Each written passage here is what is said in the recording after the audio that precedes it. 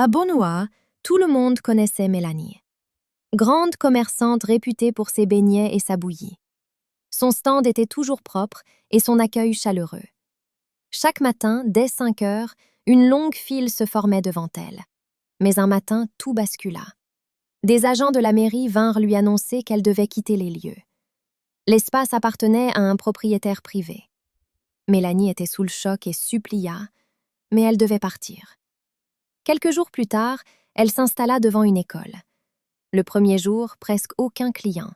Le deuxième jour, pareil. Le troisième jour, toujours rien. Les jours passaient, puis les semaines.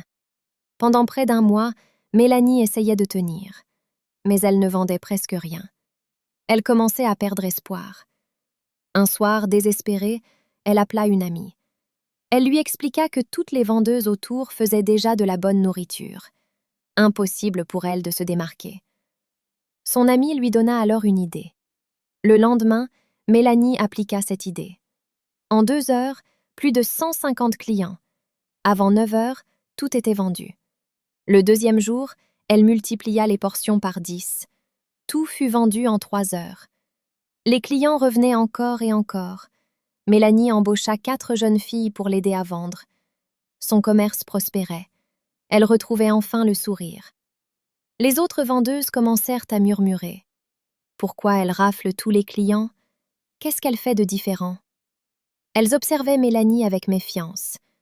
Une mère arriva furieuse. Après avoir bu ta bouillie, mon fils a eu mal au ventre et a vomi. Quelques jours plus tard, une autre plainte. Puis plusieurs personnes parlèrent de malaise. Les vendeuses décidèrent d'affronter Mélanie. Qu'est-ce que tu mets dans ta bouillie? Pourquoi les gens tombent malades? Certaines l'accusèrent même de sorcellerie. Mélanie répondit avec un sourire provocateur. La tension monta rapidement. Les cris commencèrent. Puis la bagarre éclata.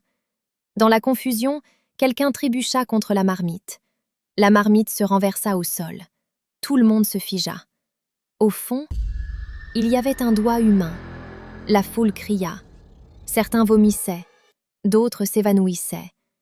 Mélanie fut violemment frappée. La police fut appelée. Après l'enquête, le verdict tomba 15 ans de prison.